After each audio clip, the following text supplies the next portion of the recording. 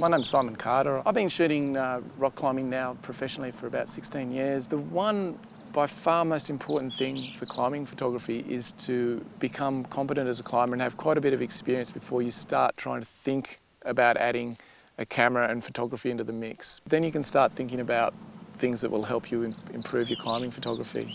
To me, there's many different elements that sort of add up to make a really good climbing photograph. You want to capture good action, but you also want to try and get a balance between the action and the landscape. Incorporating the whole holistic thing into the image, as well as capturing the action, is to me the challenge. One of the greatest challenges in climbing photography is getting into position to get the angle that you want to get on the climb, because often there's this theoretical place out in space that you really want to be to get this amazing perspective looking in on the climber, and you just can't get to that very easily. I mean, you really want to be out seeing more of the wall and the perspective as the wall drops away. You know, over the years I've tried lots of different things. Sometimes you can jump out, but that's sort of a bit hit and miss. There's sometimes ways that you can rig a rope, like I have at Hanging Rock this afternoon, with the tail end of the rope tied off to another cliff, and you can pull yourself out. One of the other problems that you have with climbing photography is trying to get rid of camera shake and just hold yourself in a position that's stable. So you've got to employ little tricks like connecting your rope to the rock with protection so you're not swinging around in space. And I use a chest harness in addition to the normal waist harness, and that just helps me lean back, and it takes a lot of my weight and that enables me to hold the camera steady, and I find that pretty much essential for taking good climbing photographs.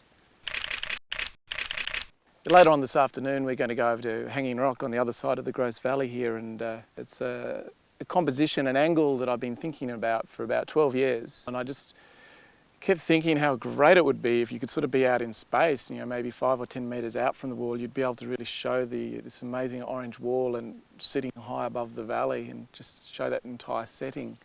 So I spent about 3 days setting it up, rigging and getting the ropes in place, and it looks like it should work pretty well.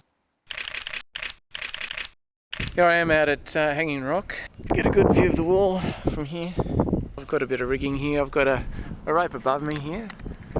Abseil down about 25 metres. I've got another rope off to the side here that enables me to pull to the right and change my angle from side to side. And then I've got this third rope here.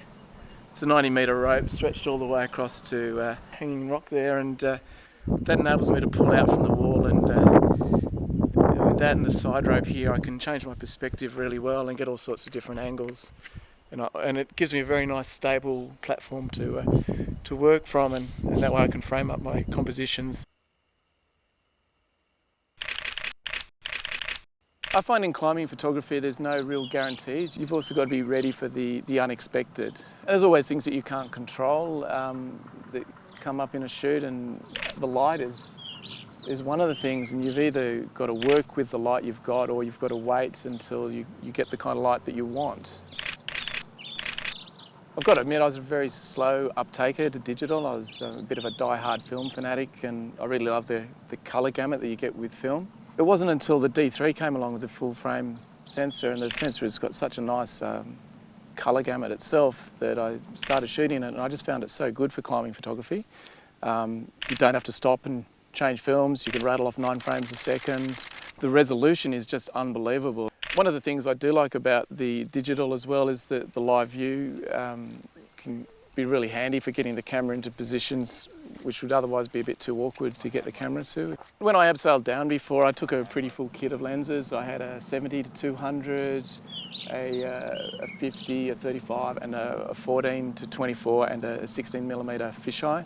So I had a pretty wide selection of lenses there, and you know, I had a pretty strong idea about what I wanted to do, the shot that I wanted to get. I knew I wanted to get some close-in action, and the 70 to 200 was great for that. And I also wanted to get maybe a shot showing the whole setting, the whole valley as much as possible, so the 16 I had in mind for that. But, you know, I didn't want to lock myself in if there's something changed, or the light.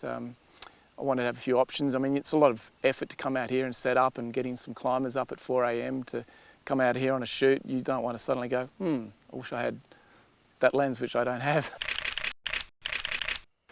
A big part of climbing photography is just getting out there and trying things. The most important thing is to have a bit of an imagination. When you're in a place like this, I'm always looking around, looking across at climbs, trying to think about angles and backgrounds and compositions. And if you spend a bit of time in a climbing area, you'll eventually see things where the different elements kind of come together. In climbing photography, it's a lot of effort sometimes to go to a place and get into a position, but go and give it a shot, try it, and you're always learning.